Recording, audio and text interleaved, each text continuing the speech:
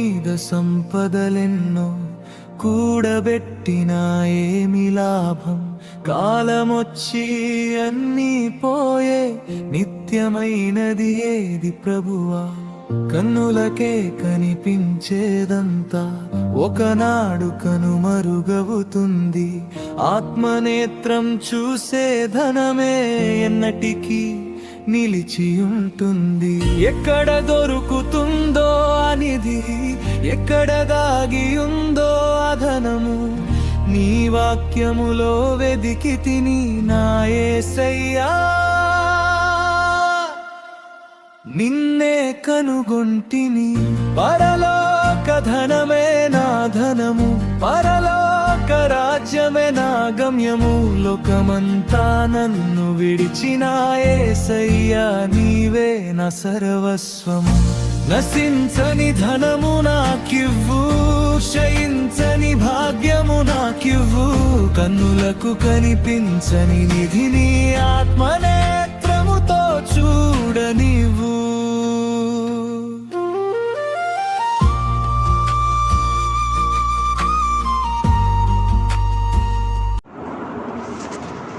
దేవుడు మన జీవితంలో ఒక్కొక్క మేలును దయచేస్తూ పరలోక రాజ్య మర్మాలను ఆయన మనకు బయలుపరుస్తూ ఉంటున్నాడు. ద హిడెన్ ట్రెజర్, దాచబడినటువంటి ధనము. అనేకమైనటువంటి విషయాలు ఉంటాయి, కానీ ఈ దాచబడినటువంటి ధనమును కొందరు మాత్రమే కనుగొంటారు. అందరికీ అది దొరకవలసింది, కానీ దొరకటానికి అవకాశం ఉంది, కానీ వారు దొరకకుండా తమ్మును తాము దూరపరుచుకుంటే దానిని పోగొట్టుకునేటువంటి ప్రమాదంలో ఉంటారు. పరలోక రాజ్యంలో దేవుడు మనుషుల కొరకు దాచినటువంటి ధనము ఉంటుంది. అది ఎవరు చూస్తారు? మనకు కనబడతాయా? మన కంటికి ఎప్పుడైనా మీరు పరలోకంలో మీరు పుట్టింది మొదలుకొని, మీరు రక్షణ పొందింది మొదలుకొని, మీ కొరకు ఎంత ధనం దాచిపెట్టబడిందో అనేది మీరు ఎప్పుడైనా చూడగలిగి ఉన్నారా? ఎప్పుడూ చూడలేదు, మనం చూడలేదు. కానీ మనకు విశ్వాసం ఉంది. ఏంటి అనంటే, తప్పకుండా మన కొరకు దేవుడు ఒక గొప్ప ధననిధిని దాచిపెడుతున్నాడని. మనము చేసినటువంటి ప్రతి మంచి క్రియకు కొరకు ఆయన పరలోక రాజ్యంలో మన కొరకు ధనాన్ని దాచిపెడుతూ ఉంటున్నాడు. ఈరోజు ఒక మంచి కార్యం చేస్తున్నావనంటే ఈరోజే నీ లెక్కలో అది జమ అవుతుంది. ఆ విధంగా ఈ భూమి మీద ఉన్నప్పుడే జమ చేసుకోవాలని దేవుడు అంటున్నాడు. కానీ జ్ఞానులైనటువంటి వారు, తెలివి కలిగినటువంటి వారు మాత్రమే, దైవ జ్ఞానము, పరిశుద్ధాత్మ జ్ఞానం కలిగినటువంటి వారు మాత్రమే ఈ సత్యాన్ని అర్థం చేసుకుని దానిని సంపాదించుకునేటువంటి ప్రయత్నం ఆరాటపడుతూ ఉంటారు. మనకు కనబడినటువంటి ధనము పరలోకములో ఉంది. ఒక ఖగోళ శాస్త్రజ్ఞుడు ఇలాగూ అన్నాడు: నేను టెలిస్కోప్ ద్వారా ఆకాశ మండలములో, అంతరిక్షంలో ఏముందో కొంతవరకు నేను తెలుసుకోగలుగుతాను. దూర స్థలంలో నా సాధారణ కంటికి కనబడినటువంటి వాటిని దీని ద్వారా నేను చూడగలుగుతాను. కానీ నేను నా గదిలోనికి వెళ్ళి ప్రార్థన చేసిన తర్వాత, నా ప్రార్థనా గదిలో నేను మోకరించి ప్రార్థన చేసి పరలోకం వైపు చూసినప్పుడు దేవుడు నా కొరకు చూసినటువంటివి ఈ ఆత్మ సంబంధమైనటువంటి టెలిస్కోప్తో నేను చూడగలుగుతాను అని అన్నాడు. ఎంత ఆశ్చర్యమైనటువంటి విషయం! ఆయన టెలిస్కోప్తో కాక ఆత్మనేత్రంతో పరలోక రాజ్యంలో తన కొరకు దాచిపెట్టబడినటువంటి ధనాన్ని చూడగలుగుతున్నాడు. అది గనుక మనకు తెలిసి ఉంటే, ఆ ధనాన్ని మన ఆత్మనేత్రములతో చూడగలిగినట్లయితే ఎట్లు చూడగలము అనంటే, ఈ గ్రంథములో వాటిని పొందుపరచబడ్డాయి. వాటిని ఇందులో మనము చూచి, నా కొరకు ఏమేం దాచిపెడుతున్నాడు దేవుడు అని ఈ లోకములో ఉన్నప్పుడు ఈ మట్టుకు మనకు తెలిసినంత వరకు దైవ జ్ఞానముతో లేక దేవుని వాక్యం చదవటం ద్వారా మనకు అర్థమైపోతూ ఉంటుంది. దేవుని బిడ్డలు తెలివివంతులు, జ్ఞానులు. ఎందుకు అనంటే వారిలో దేవుని జ్ఞానం ప్రవేశించింది కాబట్టి వారు తెలివిమంతులు. లోక జ్ఞానాన్ని ప్రక్కకు పెట్టండి, అది దేవుడు కూడా లెక్క చేయడు. ఇవేమేమో పైన చేస్తూ ఉన్నావు, కానీ ఒకరోజు అదే నీకు వ్యతిరేకంగా మారిపోయేటువంటి ప్రమాదం ఉంది. అది కాదు దేవుడు కోరేటువంటిది. కానీ నీవు పరలోక రాజ్యములో నీ ఆత్మనేత్రముతో నీ కొరకు దేవుడు చేసినటువంటి కార్యములను గనుక ధ్యానం చేసినట్లయితే అప్పుడు అది నీకు బాగా అర్థమవుతుంది. నీవు జ్ఞాని వలె ఉంటావు అనేది నిజంగా మనము తెలుసుకోవడానికి అవకాశాలు కలిగి ఉన్నాయి. పరలోక రాజ్యముల గురించి దేవుడు ఈ భూలోకానికి వచ్చి మనుషులకు బోధిస్తున్నాడు. ఆయనకొక్కనికే బాగా తెలుసు, ఎవరికి తెలియదు. లోకంలో చాలామంది ఉన్నారు, కానీ వాళ్ళకందరికీ ఈ విషయాలేమీ తెలియవు. ఆయనకు మట్టుకే తెలుసు. ఎందుకంటే ఆయనే తండ్రి యొక్క కుడి పార్శ్వము నుండి దిగి వచ్చి మానవ రూపమును ధరించి దాసుని రూపములో మన కొరకు ప్రాణాన్ని అర్పించినటువంటి దేవుడు. ఈ ఉదయకాలం కూడా మనం విన్నాము. ఆ గొప్ప దేవుడు ఈ విధంగా మానవ జాతి కొరకు త్యాగం చేయటమును బట్టి మనలను పరలోక రాజ్యమునకు వారసులనుగా చేసి ఉంటున్నాడు. మనము దేవుని పిల్లలము అనటానికి దేవుడు మనకు ధైర్యం అనుగ్రహించి ఉంటున్నాడు. ఎందుకంటే ఆ ముద్ర మన మీద ఉంది కాబట్టి. ముద్ర లేనటువంటి వారి సంగతి వేరే. వారు మందిరంలో ఉన్నా బయట ఉన్నా ఒకటే. వారికి గనక ముద్ర లేకపోయినట్లయితే, వారి పేర్లు గనక జీవగ్రంథంలో రాయబడకపోయినట్లయితే అది అంతే. ఇక మరలా ఎప్పటికీ అది సాధ్యపడని పని. భూలోకములో ఉన్నప్పుడు మాత్రమే నీవు పరలోక రాజ్యంలో ఆ స్థలమును సంపాదించుకోవడానికి ప్రయత్నం చేసేటువంటి స్థలము ఇక్కడనే ఉంది. కానీ ఇది చాలా తక్కువ, కొద్ది కాలమే. 70-80 సంవత్సరాలు ఏమంత పెద్దది. దాంట్లో మనుషులు మురిసి ఆకాశములకు ఎగిరిపోతున్నారు. అంటే నిజాన్ని చూస్తే ఈ భూమండలం మీద ఉన్నప్పుడే పరలోక రాజ్యంలో నీవు గొప్ప ధననిధిని, గొప్ప ఆశీర్వాదములను, కిరీటములను సంపాదించుకునేటువంటి అవకాశము ఉంది. నీ ఒక సాధారణమైనటువంటి వ్యక్తివే కావచ్చు, కానీ నీ భక్తి విశ్వాసాన్ని, నీ రహస్య జీవితాన్ని దేవుడు చూస్తూ ఉంటాడు. కాబట్టి నీవంటే ఆయనకు ఎప్పుడైతే ఇష్టం ఉంటుందో అప్పుడు నీవు ఆయన దగ్గరికి వెళ్ళినప్పుడు ఆయన నిన్ను ఎట్లాగూ ఆహ్వానిస్తాడో ఆ విధంగా ఆహ్వానిస్తాడు. అందుకొరకే దేవుని బిడ్డలు పరలోక రాజ్యం కొరకు ఎక్కువగా ప్రయాసపడాలని, ఆ ధనాన్ని కనుగోవాలని మనుషులు అంటున్నారు. ఇది ఒక ఉపమానం.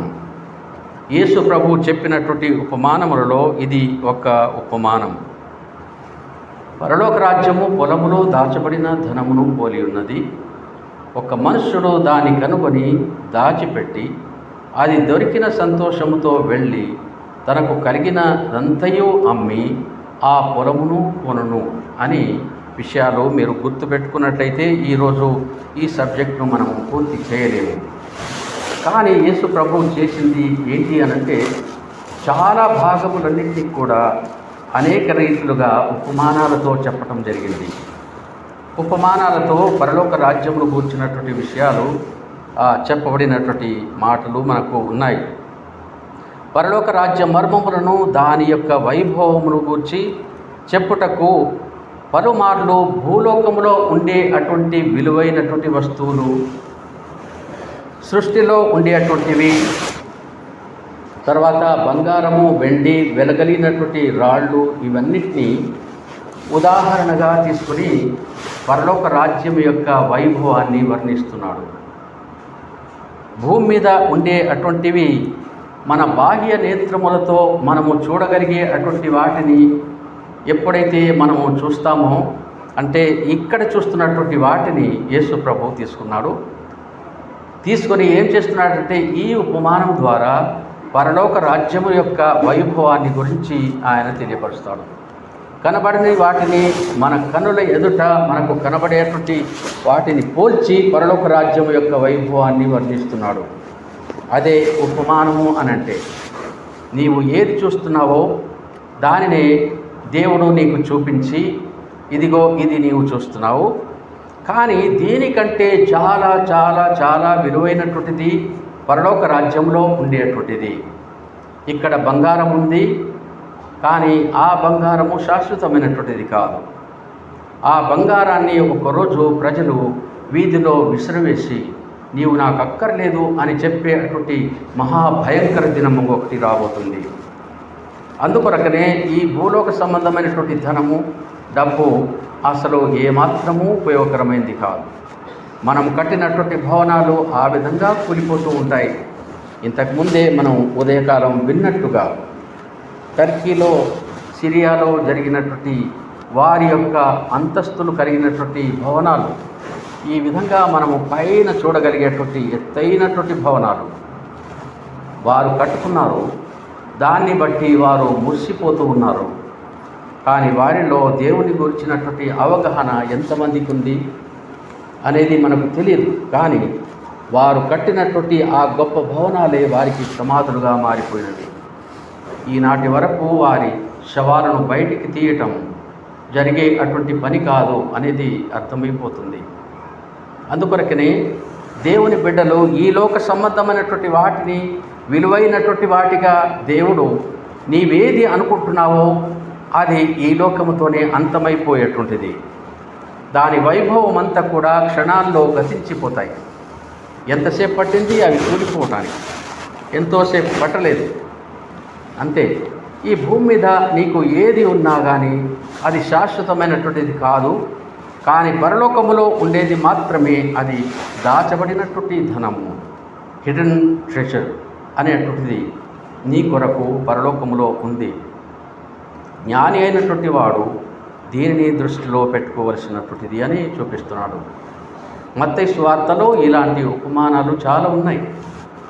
ఆ ఉపమానాలను ప్రభు మనకు ఆయా సందర్భాల్లో బోధించిన సంఘటనలు, అక్కడ తన యుద్ధకు పరిగెత్తి వచ్చినటువంటి ప్రజలు, కొంతమంది అనారోగ్యంతో ఉండేటువంటి వారు, కష్టంలో బాధల్లో ఉండేటువంటి వారు, నెమ్మదిలో లేనటువంటి వారు యేసు ప్రభు యొక్క మాటలు విని ఆ పరలోక రాజ్య మర్మాలను తెలుసుకోవాలనేటువంటి ఆశ కలిగి వాళ్ళు ఏం చేసి ఉన్నారంటే ఆ స్థలాల్లో వచ్చినటువంటి గుంపుతో మాట్లాడినటువంటి విషయాలు ఇవి. అవును, ఆయన అనేకమైనటువంటి ఉపమానముల ద్వారా తెలియపరిచినటువంటి విషయం.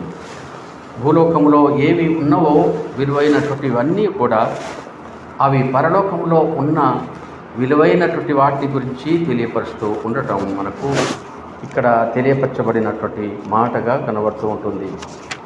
నిజానికి చూస్తే పరలోకం ఎట్లుందో మీరు ఎవరైనా చూసి ఉంటున్నారా అని ఎవరైనా మిమ్మల్ని అడిగినట్లయితే మీరు ఏం జవాబు చెప్తారు? మీరేం జవాబు చెప్తారు? పరలోకము ఏ విధంగా ఉంటుంది అనేది. ప్రకటన గ్రంథం మీరు చదివినట్లయితే 21, 22 అధ్యాయాలు మీరు చూసినట్లయితే దాంట్లో పరలోకం అనేది ఎట్లుందో ఛాయారూపంలో కొంచెం మట్టుకే మనకు వివరించబడింది. కానీ అసలైనటువంటి రూపాన్ని మనము ఇక్కడ ఉండి ఊహించలేనటువంటిది. దీని ద్వారా మనం సంపూర్ణంగా గ్రహించజాలన్నటువంటిది. మన ఆ కన్నులకు ఆశ్చర్యం కలిగించేటువంటి విధంగా దేవుడు ఆ రోజు మనకు దానిని అనుగ్రహించబోతున్నాడు. కాబట్టి ఆ భాగ్యమును సంపాదించుకోవడానికి ఈ లోకములో ఉన్నప్పుడు మాత్రమే ప్రయాసపడితే దానిని పోగొట్టుకోరు. చాలామంది దాన్ని పోగొట్టుకోవటం మనం చూస్తూనే ఉంటున్నాము. తుచ్చమైనటువంటి ఈ లోకాశల కొరకు మనుషులు చేసేటువంటి కార్యాలను చూసినప్పుడు నిజానికి అవన్నీ కూడా ఈ లోకంతో గతించిపోయే అటువంటివే అనేది తెలిసిపోయింది. భూలోకములో ఉండేటువంటి భూమి మీద ఉండేటువంటి ఇండ్లు, భవనాలు, విలువైనటువంటి వస్తువులు, వెండి, బంగారము, వజ్రాలు, వెలగలిగినటువంటి రాళ్ళు, ముత్యాలు, రత్నాలు, ఇవన్నీ కూడా మనకు తెలుసు. కానీ బైబిల్లో కొన్ని చెప్పబడినటువంటివి ఉన్నాయి. వాటి పేర్లు మనకు వినబడతాయే తప్ప వాటిని మనం ఎప్పుడు కనులతో చూడలేదు. అలాంటి విలువైనటువంటి వస్తువులు ఈ భూమి మీద ఉన్నాయి. కానీ వాటికంటే విలువైనటువంటిది పరలోక రాజ్యంలో ఉన్నాయని దేవుడు మనకు తెలియపరుస్తూ ఉంటున్నాడు. అంటే ఇవన్నిటినీ ధరించి మనుషులు మురిసిపోతూ ఉంటారు. నేను ఎంత ధనం సంపాదించుకున్నాను, నా మెడలో ఎంత బంగారం ఉంది. ఒక ఆయనకు ఆయన షర్ట్ కూడా బంగారం తీగలతోనే ఆయన అల్లించుకున్నాడు. బంగారపు షర్ట్ ఆయన తోడుకున్నాడు. ఇంకొక ఆయన బాత్రూమ్ అంతా కూడా మేలిమి బంగారంతో పొదిగించి ఉంచినటువంటిది. అది చూపిస్తున్నారు. అంటే నేను ఎంత ధనికుణ్ణో అనేది చూపించడానికి మనుషులు గర్వసూచనగా వాటిని తయారు చేసుకుంటూ ఉంటారు. వారికి ఉండేటువంటి ధన సమృద్ధి, వారికి ఉండేటువంటి పేరు ప్రతిష్టలు, ధనఘనతలు అన్నింటినీ కూడా చూపించుకునేటువంటి ప్రయత్నాలు చేస్తూ ఉంటారు. చూడు నేను ఏ విధంగా ఉన్నాను అని, నా మెడ నిండా, నా శరీరంలో నాకుండేటువంటి ప్రతిదీ కూడా బంగారమయంగానే ఉంది అని. అందుకొరకనే ఈ బంగారము, ఈ వెండి, లేకపోతే ఈ వెలగలిగినటువంటి రాళ్ళు, రత్నాలు ఇవన్నీ కూడా ఈ లోక సంబంధమైనటువంటివై నశించిపోయేటువంటివే. కానీ ఎప్పుడూ నశించినటువంటివి పరలోక రాజ్యంలో ఇవి మన కొరకు ఉన్నాయి అనేది దేవుడు చూపించడానికి వీటిని అసలు ఉదాహరణగా తీసుకున్నాడు. వీటిని తీసుకొని ఇందులో ఉండేటువంటివి మనకు తెలియపరుస్తున్నాడు. ఉదాహరణకు మనకు ఆకలి, దాహము, దప్పిక వేస్తుంది అనుకోండి. అప్పుడు దాని యొక్క విలువ మనము గ్రహిస్తున్నాము. ఏంటి అనంటే, నిజంగా మనకు దాహం వేస్తే ఎంత ఆశ కలిగి ఉంటామో మనం. ఆకలి ఉన్నట్లయితే ఎంత ఆరాటపడుతూ మనము ఏమైనా చేయడానికి ప్రయత్నం చేస్తూ ఉంటాము. ఎక్కడో ఉండేటువంటివి దొంగతనంగా కూడా లాక్కొని కడుపు నింపుకునేటువంటి ప్రయత్నం మనం చేస్తూ ఉంటాము. ఎందుకు అనంటే అది ఆకలి. ఆ ఆకలి ఏదైతే ఉందో అది మనలను ఆరాట పెడుతూ ఉంటుంది, కష్టపెడుతూ ఉంటుంది. మనము శ్రమ పడటానికి ఆ ఆకలి మనలను పని కొరకు తరిమివేసినట్టుగా పంపిస్తూ ఉంటుంది. మనము హాయిగా ఉండటానికి అవి మనకు ఉండనీయదు. ఆకలి దప్పులను గురించినటువంటి ఈ విషయాలు పరలోక రాజ్యంలో మనకు ఒక ఆహారాన్ని దేవుడు సిద్ధపరిచి ఉంటున్నాడని ఉంది. ఆ ఆహారము జీవవృక్ష ఫలము. తర్వాత ఆ నది నీళ్ళన్నీ కూడా జీవజలాలు. ఎల్లప్పుడూ అవి వాడే అటువంటి వారికి ఏనాటికి కూడా మరణము ఉండదు, ఆకలి ఉండదు, బాధ ఉండదు. అది ఎంత ఆరోగ్యకరమైంది అనంటే ఇక దాని ద్వారా ఏ రోగాలు కూడా మనకు రానటువంటి పరిస్థితి. ఎంత గొప్ప భాగ్యమును దేవుడు నీ కొరకు పరలోకములో జమ చేస్తూ ఉంటుంటే నీవు తుచ్చమైనటువంటి వాటి కొరకు పరిగెత్తుతున్నావా? ఈ లోక సంబంధమైనటువంటి వాటి కొరకు ఆరాటపడుతున్నావా? ఈ లోక సంబంధమైనటువంటివే నీకు జీవనాధారంగా చేసుకుంటున్నావేమో. జాగ్రత్తగా ఉంటే కాలము త్వరలో చెల్లిపోతుంది. నీవు పరలోక రాజ్యం పోయిన తర్వాత నీకు ఎక్కడ చూసినా ఏమీ ఉండదు అనుకోండి. అప్పుడు నీకెంత బాధ ఉంటుంది. నేను ఆ రోజు బాగుంటే ఎంత బాగుండు, నేను దేవుని కొరకు జీవిస్తే ఎంత బాగుండు, నా ధనాన్ని ప్రభు కొరకు ఖర్చు పెడితే ఎంత బాగుండు, నేను ఎందుకు ఇంత బుద్ధిహీనత కలిగినటువంటి వ్యక్తినై ఇక్కడ దరిద్రపు స్థితిలో ఉండవలసినటువంటి పరిస్థితి ఎందుకు? నేను ఏది సాధించలేకపోయినా దేవుని విషయంలో, కానీ నా కొరకు మాత్రం చాలా సాధించుకున్నాను, సంపాదించుకున్నాను. కానీ అవి నాతో ఇప్పుడు రాలేదు. దాహము యొక్క విలువ ఏంటో అనేది అసలు మీరు లూకా సువార్త 16వ అధ్యాయంలో 17వ వచనం నుండి చూస్తే కనబడుతుంది. ఆ ధనవంతుడు చాలా ధన సమృద్ధి కలిగి, అది మనకు తెలిసినటువంటి ఉపమానం, చాలా సమృద్ధిగా ఉంది. అతనికి ఏమీ కొదవ లేకుండా ఇక్కడ ఉన్నాడు. కానీ అది ఇచ్చినటువంటి దేవుడెవరో తెలుసుకోలేదు. తన ఇంటి ఎదుట ఎల్లప్పుడూ ప్రార్థన చేసుకుంటూ ఆ ఆకులలో, విస్తారాకుల్లో ఉండేటువంటి అన్నాన్ని ఏరుకొని తింటున్నటువంటి లాజరును చూస్తూ హేళనగా మాట్లాడి ఉంటాడే తప్ప అతనికి ఎప్పుడు కూడా ఒక గిన్నెడు మంచినీళ్ళు ఇవ్వలేదు. కొంచెం పట్టు అని భోజనం పెట్టలేనటువంటి దుస్థితిలో ఆ ధనవంతుడు ఉన్నాడు. కానీ దేవుడు నేర్పించేటువంటి పాఠం ఏంటంటే నరకానికి పోయిన తర్వాత అతనికి నీళ్లు దొరకవు. లాజరు ద్వారా తన వేలుతో ఒక చుక్క నీటిని నా నాలుక మీద తడపటానికి పంపించు అబ్రహామా అని బ్రతిమాలితే, లేదు లేదు, నీకు మాకు గొప్ప అగాధం ఉంది, రాలేను, రావటానికి వీలే పడదు, పంపించడానికి వీలు పడదు అని అక్కడి నుండి జవాబు వస్తుంది. అంటే నీవు యుగాయుగములు బాధపడుతూ దాహము దాహం అనుకుంటూ ఆకలి ఆకలి అనుకుంటూ మంట మంట అనుకుంటూ ఏ మూలకు పరిగెత్తినా నీవు ఏనాటికి బయటికి రాలేనటువంటి అంటే దౌర్భాగ్యపు పరిస్థితుల్లో ఆ నరకములో పోవటం ఎంత కష్టతరమైనటువంటిదో అనేది ఈ లోకములోనే ఆలోచించవలసి ఉంటుంది.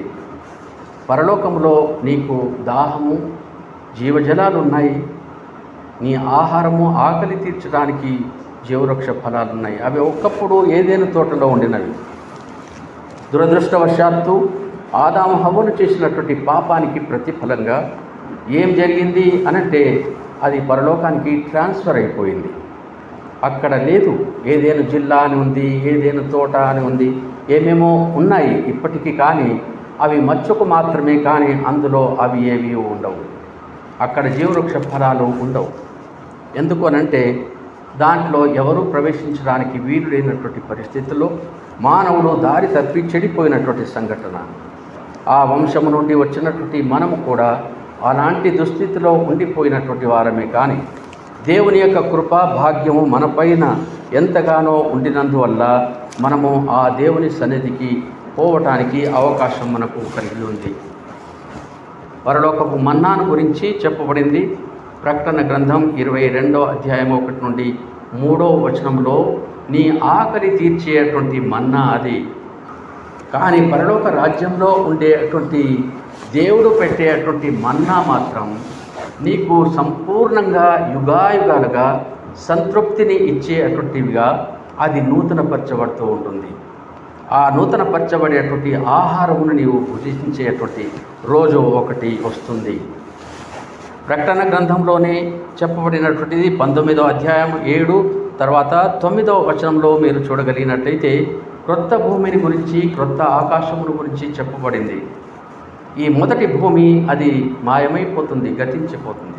ఇప్పుడు నివసించేటువంటి భూమి ఇంకా కొంతకాలం తర్వాత అది ఉండదు, అది పారిపోతాయి. కానీ నిలిచేది ఒకటే, పరలోక రాజ్యం. అక్కడే ఉండేటువంటి క్రొత్త భూమి, క్రొత్త ఆకాశము. అక్కడ పెళ్లి కుమారుడు ఉంటాడు, పెళ్లి కుమార్తె ఉంటుంది, వధువు సంఘము పెళ్లి కుమార్తెగా ఉంటుంది అనేది ఇక్కడ ఈ వాక్య భాగాల్లో మనకు చెప్పబడింది. తర్వాత యెషయా గ్రంథం 61:10వ వచనం, తర్వాత 65వ అధ్యాయంలో 17వ వచనం, 18వ వచనం, ప్రకటన గ్రంథం 21:1 నుండి 6వ వచనం, యెషయా గ్రంథం 66:22. ఈ వచనాల్లో మీరు చూడగలిగినట్లయితే వధువు పెళ్లి కుమార్తెను గురించినటువంటివి, పెళ్లి కుమారుని గురించి చెప్పబడినటువంటివి. ఇవన్నీ కూడా ఇప్పుడు మనం చదవలేము, సమయం లేదు. అయితే ఇంత విలువైనటువంటిది పరలోక రాజ్యంలో నీ కొరకు దాచబడి ఉంది. కానీ నీవు అక్కడికి వెళ్ళగలవో లేదో అనేది పరిశీలనగా తెలుసుకోవాలని మత్తయి సువార్త 25వ అధ్యాయంలో 10 మంది కన్యకలను గురించి చెప్పబడినటువంటి సంఘటన ఆయన ఉపమాన రీతిగానే బోధించడం జరిగినట్టుంది. ఆ మాటలు మనం చూసినప్పుడు ఏమర్థమవుతుంది అనంటే, సిద్ధపడినటువంటి వారు, తర్వాత పరలోక రాజ్యమును కూర్చున్నటువంటి ఆసక్తి లేనటువంటి వారు, దేవుని సంగతులను పట్టించుకోజాలన్నటువంటి వారు ఎవరైనా ఉన్నట్లయితే వారు వెలుపట ఉండిపోతారు అని.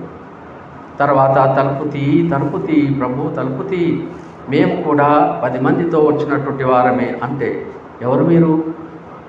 ఎక్కడి నుండి వచ్చినారు? అసలు మీరు నాకు తెలియదే, అసలు ఎప్పుడు కూడా మిమ్మల్ని నేను చూడలేదు, ఇక్కడికి రావటానికి వీల్లేదు అని తలుపు మూసేసి అక్కడి నుండే ఆయన మాట్లాడతాడు. ఆ వెలుపల బహుఘోరం జరగబోతుంది, అది నరకం. కాబట్టి 5 బుద్ధి కలిగినటువంటి వారిలాగా జీవించేటువంటి సంఘం ఏదైనా సరే, తర్వాత కుటుంబం, వ్యక్తిగతంగా మనుషులు దేవునికి సన్నిహితంగా ఉండి ఆయన మహిమ కొరకు జీవించేవారు ఎవరైతే ఉంటారో వారే పరలోక రాజ్యమునకు వారసులై ఆనాడు వధువు సంఘముగా దేవుని రాజ్యంలోనికి ప్రవేశిస్తారు. వారికి అదే ధీమా, వారికి నీతి వస్త్రం ఇవ్వబడుతుంది అనేది చెప్పబడింది. పెళ్లి కుమార్తె ధరించే నీతి వస్త్రాలు ఈ లోకంలో మనకు తెలుసు. తెల్లటి వస్త్రాలు ధరిస్తారు, ఇక్కడ ఒకటి కిరీటం పెట్టుకుంటారు, తర్వాత అంతా నీతిగా ఉన్నట్టే ఆ వస్త్రాలు వాళ్ళు ధరించుకుంటారు. కానీ పరలోకములో ఉండేటువంటి వధువుకు ఇవ్వబడినటువంటి ఆ నీతి వస్త్రం అది వర్ణింపనలవి కానటువంటిది. అందులో నీవు ఉంటేనే ఆ భాగ్యం నీకు లభిస్తుంది, నీవు ఉండకపోతే నీకు అది దొరికేటువంటిది కాదు. కాబట్టి దేవుని బిడ్డలు ఏం చేయాలి? ఇక్కడే జాగ్రత్తగా ఉండాలి. నీ కొరకు దాచబడినటువంటిది పరలోక రాజ్యంలో ఉంది. దానిని నీవు పొందుతావో లేదో ఇప్పుడే గుర్తులో పెట్టుకోవాల్సింది. నరకం అంటే ఎట్లుంటుంది అనేది తెలియపరచడానికి యేసు ప్రభు కొన్ని సంఘటనలను మనకు వివరించి ఉంటున్నాడు. అది ఏంటి అనంటే, మొట్టమొదట అగ్ని గంధకాలతో పైనుండి వర్షం కురిసినటువంటి సొదొమ గొమొర్రా పట్టణాలను గురించి అది మనకు తెలియపరచబడుతుంది లూకాసు వార్తలో. ఏంటి అంటే అక్కడ అగ్ని గంధకాలు కురుస్తాయని. అవును, వాళ్ళు ఇష్టానుసారంగా జీవించి చేయరాని పాపాలు చేస్తూ ఉన్నారు.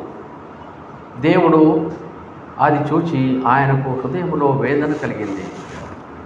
ఇక దానికి పరిపక్వత వచ్చిన తర్వాత పాపం పరిపక్వం అయ్యేంత వరకు మనుషులు పాపం చేస్తూనే ఉంటారు. పాపం పరిపక్వమైంది అనంటే ఇక అంతటితో అంతం వచ్చేస్తుంది అన్నట్టు. అందుకొరకే సొదొమ ప్రజల యొక్క పాపము పరిపక్వమయ్యేంత వరకు దేవుడు చూస్తూనే ఉన్నాడు. ఆయన హృదయం చాలా ఆవేదన చెందుతూ ఉంది. ఈ మనుషులను నేను ఎందుకు సృష్టించినానో, వీరు ఇంత భాగ్యం పొంది ఇన్ని విధాలుగా సంపాదన కలిగి ఉంది, అంత పెద్ద భవనాలు కట్టుకున్నారు, కానీ నేనెవరో వారు తెలుసుకోరు. వారి శరీర సంబంధమైనటువంటి కోరికలకి అమ్ముడు పోయినటువంటి ఈ పాపాత్ములను నాశనం చేసేటువంటి ఒక రోజును దేవుడు ఏర్పాటు చేసి ఉంటున్నాడు. ప్రభువు అబ్రహామును దర్శించిన తర్వాత తనతో ఉండేటువంటి వారు దూతలు అని చెప్పబడ్డారు. వారు దూతలు కాదు, కుమారుడు, తర్వాత పరిశుద్ధాత్మ. తండ్రి, కుమార, పరిశుద్ధాత్మ త్రియేక దేవుడు వారిని దర్శించినట్టుగా మనం ఆదికాండంలో చూడగలము. అయితే ఆయన వారిని ఆహ్వానించి ఆహారం పెట్టిన తర్వాత అప్పుడు సొదొమ గొమొర్రా పట్టణాన్ని గురించి నేను నీతో పంచుకోవాలని దేవుడు అనుకున్నాడు అబ్రహాముతో. అక్కడికి పోయిన తర్వాత వారి పాపము పరిపక్వమైపోయింది. ఇష్టానుసారంగా జీవించడానికి నీ ఇష్టం, ఎట్లయినా బ్రతుకు, చనిపోయిన తర్వాత ఎవరికి తెలుసు ఏమవుతుందో అని ఈ గుడ్డి వాళ్ళు ఆ విధంగా తలంచుకుంటూ ఉంటారు. కానీ దేవుని బిడ్డలు జాగ్రత్తగా ఉండాలి. నీవు అడుగడుగునా నీకు పాపము చేసేటువంటి అవకాశము సాతానులో కనిపిస్తూ ఉంటాడు. మరి ఆ సాతాను కల్పించేటువంటి అవకాశాన్ని నీవు తొలగద్రోసి జాగరూకతతో ఉండకపోయినట్లయితే ఈ భూలోక సంబంధమైనటువంటి వాటి మీదనే ఎక్కువ మనసు పెట్టుకుని వీటి మీదనే మీ మనసు అంతా కూడా పెట్టుకున్నట్లయితే చాలా జాగ్రత్తగా ఉండాలి. మరి ఈ వాక్యాలు మీరు వింటున్నారా? మీరు వింటే దాన్ని గ్రహిస్తున్నారా? గ్రహించి వాటిని పాటిస్తున్నారా? అయితే అప్పుడే మీరు ధన్యులవుతారు. లేకపోతే మీరు ఎన్ని మెసేజెస్ విన్నా అది మీకు ప్రయోజనకరమైంది కాదు. అందుకొరకే ధనవంతుడు లాజరును గురించి, సొదొమ గొమొర్రా పట్టణాలను గురించి దేవుడు వారికి ఈ విషయాలన్నీ తెలియపరుస్తూ ఉంటున్నాడు. దాని స్థితిని గురించి, నరకం యొక్క భయంకరత్వమును గురించి ఉపమాన రూపంలో ఆయన తెలియపరిచినటువంటి సంఘటనలు ఉన్నాయి. పరలోకము దాని వైభవమును గురించి ప్రభు ఉపమాన రూపంలో బోధించినటువంటి విషయాలు కొన్ని మనం ఇంతకుముందు వింటూనే ఉన్నాము. సరే, ఈ మాట మత్తయి సువార్త 11వ అధ్యాయంలో 16వ వచనంలో ఈ మాటలు ఉన్నాయి. ఏంటి అనంటే, చెవులు గలవాడు వినుటకు చెవులు గలవాడు వినుగాక అని చెప్పబడింది. ఆశ, ఆసక్తి, దేవుని మీద ప్రేమ, పరిశుద్ధమైనటువంటి జీవితం జీవించే అటువంటి వారు మాత్రమే ఈ విషయాలను గ్రహించి వాటి ద్వారా నమ్మకంగా జీవించగలుగుతారు. అట్లయితే మనము ఏ గుంపులో ఉన్నామో ఏమో అది మనము తెలుసుకున్నట్లయితే అప్పుడు మనము మంచివాళ్ళుగానే ప్రవర్తిస్తాము. లేకపోతే ఏ సమయానికి ఏ సందర్భానికి ఏ తీరు మారిపోవాలో ఊసరవేలిలాగా అట్లనే మనము కూడా మారిపోతాం. అలాంటి దౌర్భాగ్యపు స్థితి నుండి బయటపడాలంటే దేవుణ్ణి కలిగి ఉండండి, ప్రార్థనలు ఎక్కువగా చేయండి, పరిశుద్ధతను పాటించండి, దేవుని వాక్యమును జాగ్రత్తగా చదవండి, వాక్యమును బాగా వినండి, విని వాటిని పాటించే ప్రయత్నం చేయండి. ఎక్కడైనా పొరపాటు జరిగింది అనంటే వెంటనే వాటిని ఒప్పుకొని విడిచిపెట్టండి. మరలా వాటి జోలికి పోవద్దు. అట్లు చేస్తే మీకు వాత వేయబడిన మనస్సాక్షిగా మారి ఎన్ని పాపాలు చేసినా మీకు ఏమీ అనిపించదు. అందుకొరకనే జాగ్రత్త అని ప్రభువు సెలవిస్తున్నాడు. ఆ పరలోక రాజ్యములో దాచబడినటువంటి ధనం కొరకు ఈ లోకములో మనము ఎట్లు ధనాన్ని ఖర్చు పెడితే మనము అక్కడ ధనాన్ని సంపాదిస్తాము అనేది తర్వాత మనము చూడగలుగుతాం. దేవుడి వాక్యాన్ని మనందరికీ ఆశీర్వాదకరంగా మార్చునుగాక.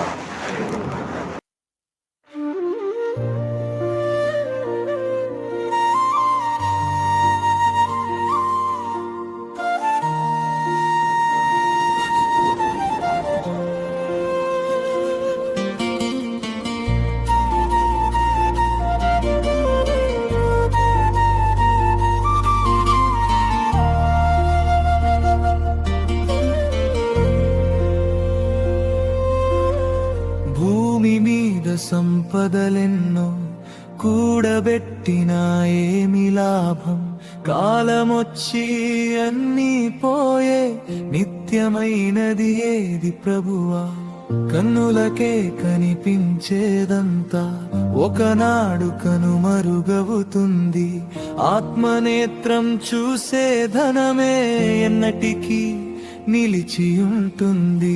ఎక్కడ దొరుకుతుందో అనిది, ఎక్కడ దాగి ఉందో అధనము, నీ వాక్యములో వెదికి తిని నా యేసయ్యా. నిన్నే కనుగొంటిని, పరలోక ధనమే నా ధనము, పరలోక రాజ్యమే నా గమ్యము. లోకమంతా నన్ను విడిచిన యేసయ్యా, నీవే నా సర్వస్వము. నశించని ధనము నాకివ్వు, క్షయించని భాగ్యము నాకివ్వు. కన్నులకు కనిపించని నిధిని ఆత్మనేత్రముతో చూడనివ్వు.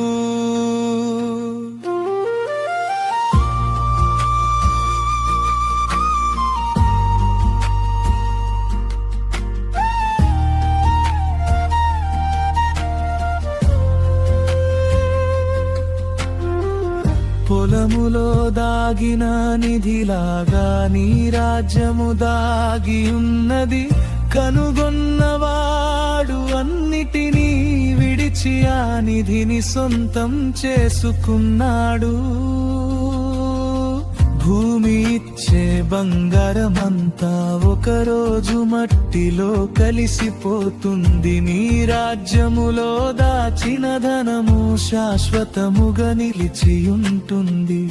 ఈ రోజు నాకు ఇచ్చిన కాలం రేపటికి తిరిగి రాదయ్యా. నీవిచ్చిన ఈ జీవితమంతా నీ రాజ్యము కోసమే బ్రతకనివ్వు. ధనమే నా ధనము, పరలోక రాజ్యమే నా గమ్యము. లోకమంతా నన్ను విడిచిన యేసయ్యా, నీవే నా సర్వస్వము. నశించని ధనము నాకు నాకివ్వు, క్షయించని భాగ్యము నాకివ్వు, కన్నులకు కనిపించని నిధిని ఆత్మనేత్రముతో చూడనివ్వు.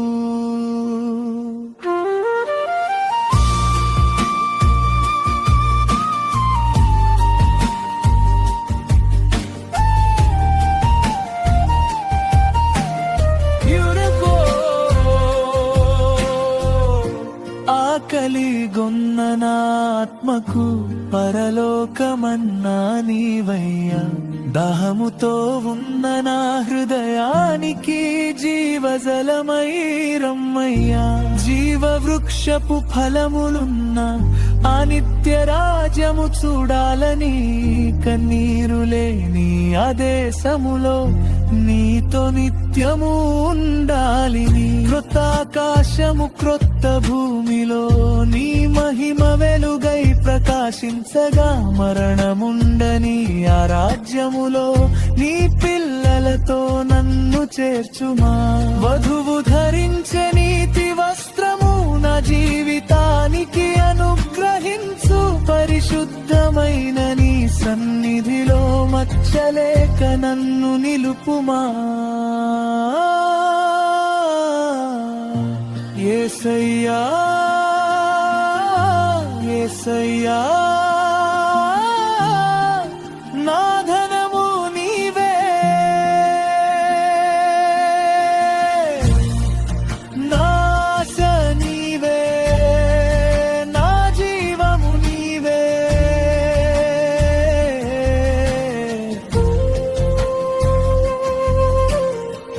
లోకధనము నాకు వద్దయ్యా, నీ రాజ్యధనమే చాలయ్యా. లోక కీర్తి నాకు వద్దయ్యా, నీ సన్నిధి చాలు యేసయ్యా. నీ వాక్యమే నా మార్గము, నీ ప్రేమే నా జీవము, నీ రాజ్యమే నా ఆశ, నీ సన్నిధియే నా శ్వాస. పరలోక ధనమే నా ఘనము, పరలోక రాజ్యమే నా గమ్యము. యేసయ్యా నీవే నా జీవము,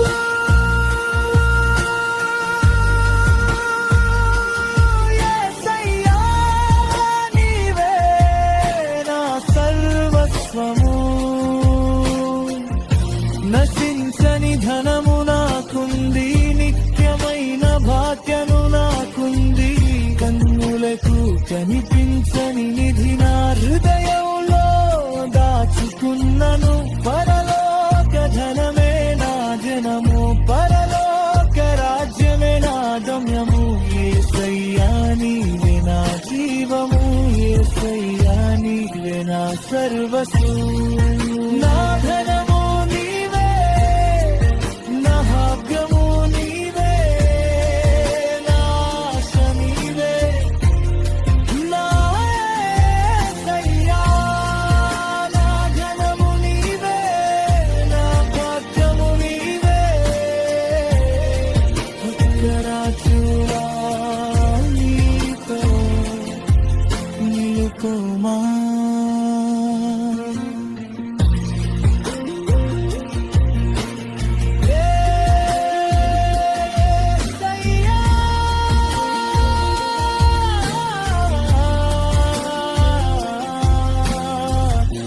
యేసయ్యా నా ధనము నీవే, నా సర్వస్వము.